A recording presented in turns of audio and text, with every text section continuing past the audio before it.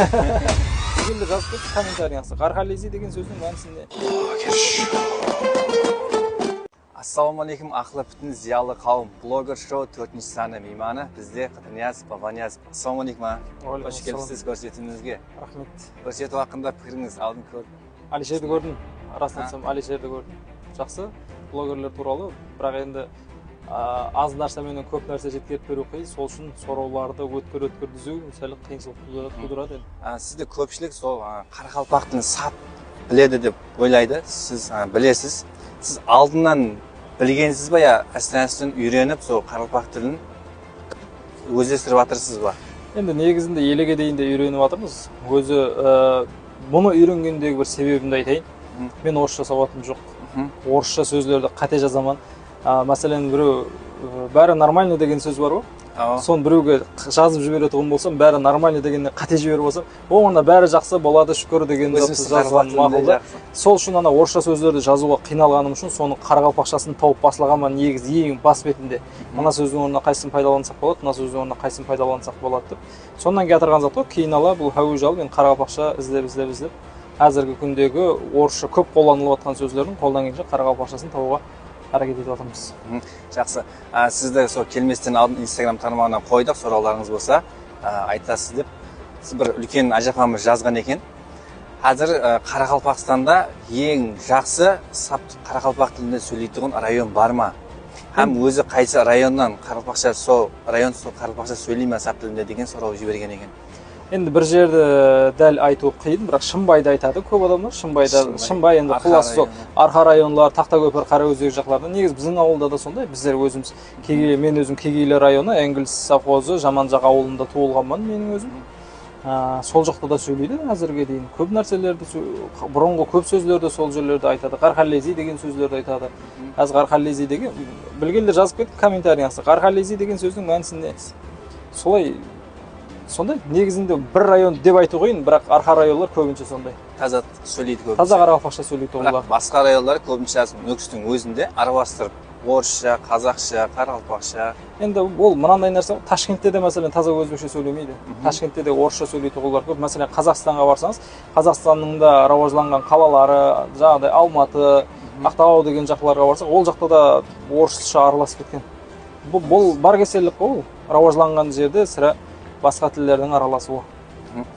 Қыдырнияза, сіз көбінесе әзірше телевидениеде жүресіз. Телевидение менен әзіргі уақытта Инстаграмның парқы неде?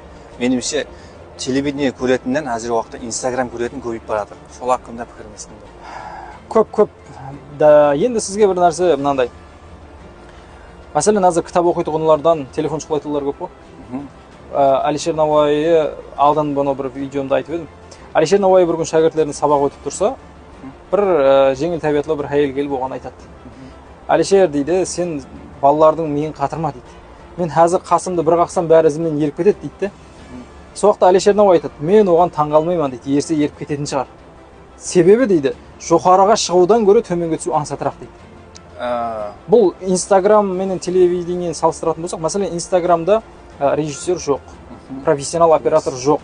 Ол жерде продюсер жоқ, ол жерде біраз тәлімге ие болған басылаушы қанеге жоқ. Ол жерде тек әркім өзінің білгенше өзі оператор, өзі режиссер, өзі постановщик, өзі сондай. Өзі басылаушы.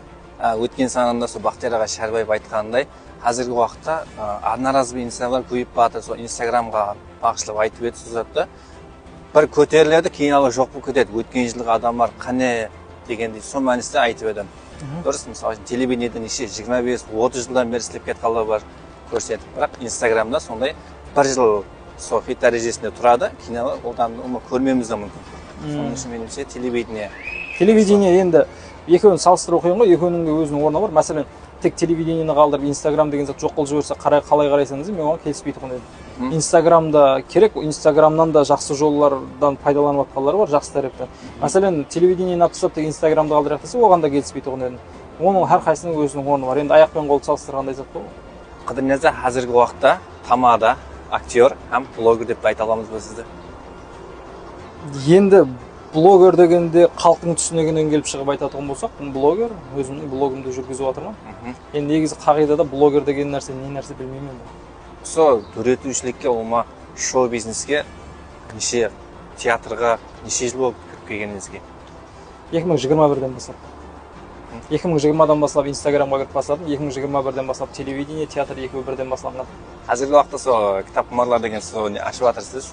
Сол арқында азғанша кітаптың өзі оңай жастарға пайдасын, енді қазір өзіңіз айтқандай, Инстаграм тармағынан көбінесе пайдаланып кітап оқуға немесе көпшілік барып жатқан жоқ, бармайды. Енді мынандай нәрсе ғой, жаңағыдай жоғарыға шығу қиын, һәм менің де жұмыс емес, жоғарыға шығу деген һәм менің де қолынан келетін зат емес. Өзі адам екі жаратылыс деп айтамын, мен өзім түсінігімде біреуі рух, екіншісі тән, яғни дене. Тәніміз, денеміз саламат болу үшін біз спортпен шұғылдануымыз керек, рухымыз саламат һәм жетілісу үшін біз кітап оқуымыз керек. Сол үшін кітап оқу менен спортты жаздырмай бара берсек, алдыға шапшып шығып кетпеген жағдайда да артта қалып қоймаймыз. Біздерде талант жоқ, және бір нәрсе деу шарт емес. Сіз тек минет кітап оқыңыз, спортпен шұғылданыңыз. Соның өзінде балаңызға бірталай тәрбие беріп, шаңырағыңызға бірталай сенім сыйлап қоясыз. Спорт, кітап шартты түрде тұрақлы адамның пайдалану болу керек, яғни сонымен шұғылдану керек адамдар. Мен де біраз кітап оқып алуым керек екен.